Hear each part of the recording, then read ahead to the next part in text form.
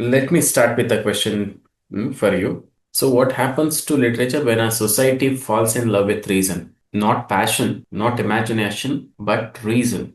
From 1700 to 1745, England enters a phase where wit becomes weapon. That is how the Augustan age is identified with. So, welcome to the Augustan age. So, why Augustan? I mean, why is this age named after somebody called, Augustan? So, he is actually Roman Emperor Augustus because English writers wanted to imitate this golden age of Rome when Augustus ruled, and poets like Horace, Virgil wrote with order, polish, and restraint. So, they ask if Rome had Augustus, who do we have? Their answer is reason, satire, urban life. Because the Augustan age believes there is one moral truth: the poet should guide society, and art must follow rules. So, this is the anti romantic world. Do you think rules can produce great poetry? I would have invited you for an argument today.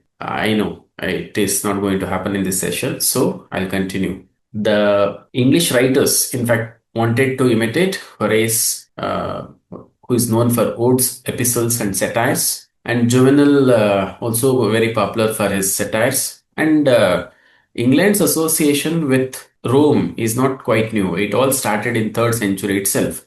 So, and they were also fascinated by the work like Aeneid by Virgil. So England wants to be Rome again. Again means they were, in fact, but during James I, that Roman ties were severed, and as he always wished to build an English, typical, unique English culture, cut off from Roman, roots by establishing Anglican Church. But now here, after James II, the England wants to be Rome again, but with sharper satire. That is the difference. So what is satire? Because the entire period is ruled by this word called satire in English literature, or whatever the literary form that was produced during this period called Augustan age or neoclassical age. It is called neoclassical because of the leaning towards the classical writers like Horace, Juvenal, and Virgil, as we have just seen in the last slide. So satire is a literary mode that exposes human folly, vice, or hypocrisy. Through what? Through wit, irony, exaggeration, or even through ridiculing their behavior, someone's behavior, not merely to mock, but to correct and reform. That's the difference. The purpose is not just to ridicule someone's behavior, but also offer some sort of reformation, possibilities of reformation, correction. So it assumes, as Horace believed, that laughter can be a moral instrument. Redendo castigat mos in Rome language. By laughing, morals are chastised. So that is how you can keep these things in pedestal and purify them or project them as ideals in society, but through lighter, vein. In the Augustan age, in fact, as we did see it in the very first slide, which I just shared with you, wit became a weapon. So here, the satire is used as a weapon of reason. How? Through satire, it is like, mirror held up to the society so that its distortions of society might be recognized and amended and not indulged.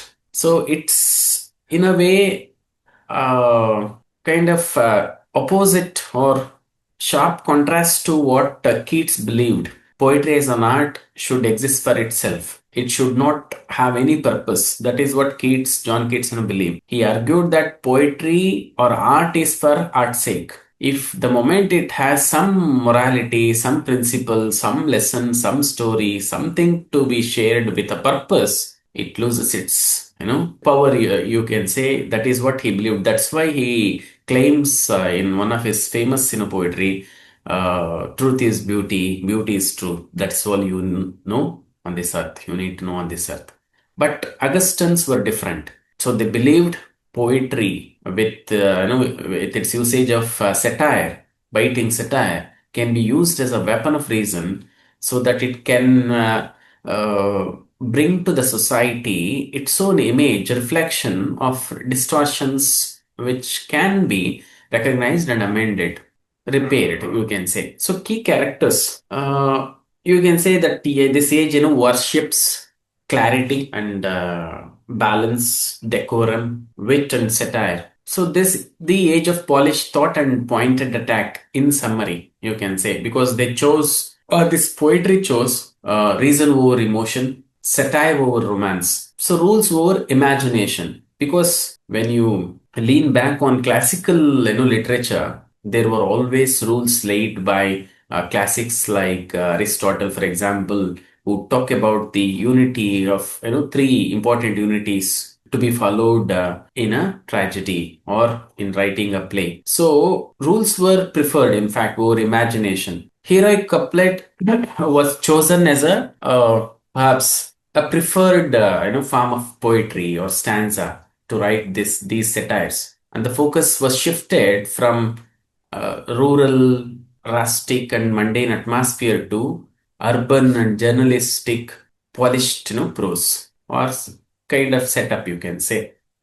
So the goal, what was the goal? Not to move you emotionally, but train your judgment. That was the goal of this period. So is satire a moral tool or revenge tool?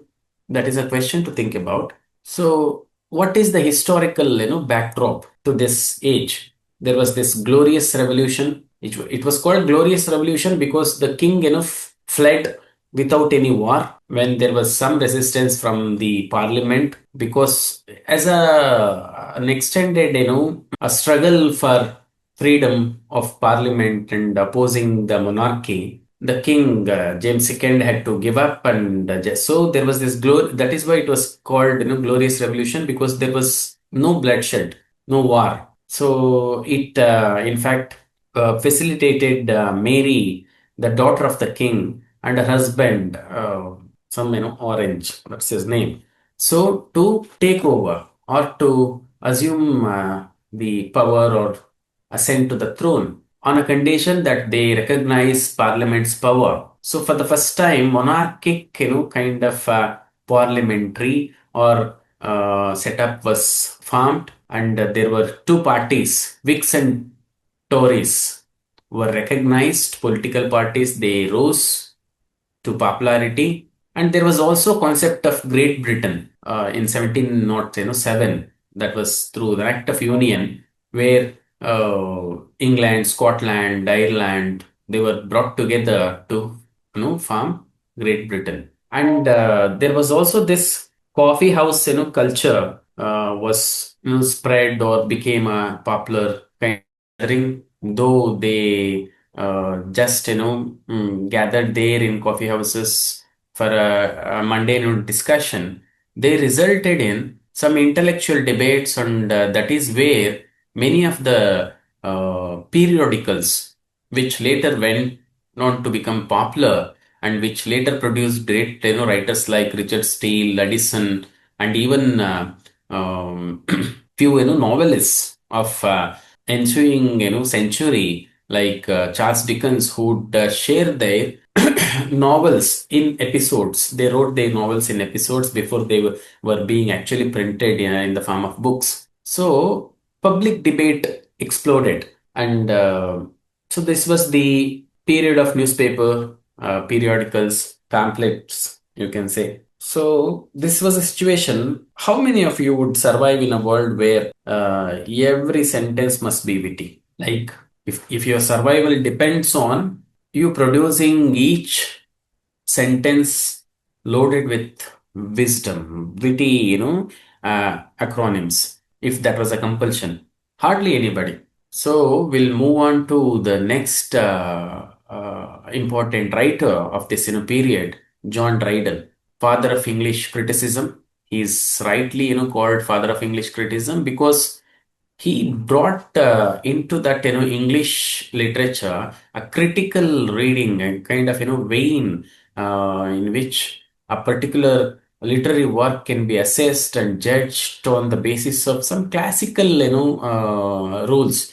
that also justifies the name classical era, I mean neoclassical age. So he was a poet, dramatist, and critic, and he has perfected his heroic couplet. So rightfully, I mean, in the sense, justifiably, he's called father of English criticism because he explains literature the way Newton explains gravity. You can say he systemized tragedy, comedy, and also rhyme versus blank verse. Classical unities in the beginning he rejected, but later he just amended his own opinion and justified the use of the classical unities of Aristotle in the works.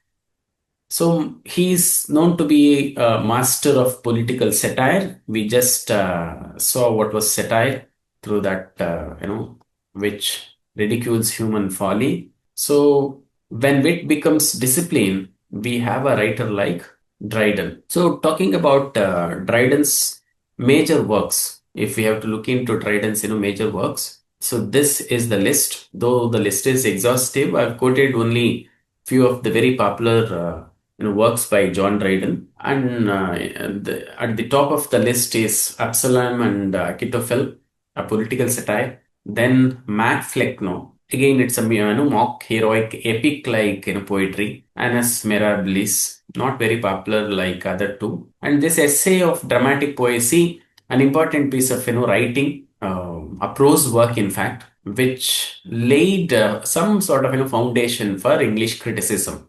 That is why he is called father of English criticism. So, if you have to remember what this man, about or what his contribution to the poetry, you can always remember mockery and modern criticism, to some extent monarchy, because that was always targeted. So he's like a mock heroic, pioneer, you can say, because he is the first one to begin that mock heroism. If you want to understand what is mock heroic thing or mock heroism, showering an exaggerated praise on somebody who obviously doesn't deserve such appreciation.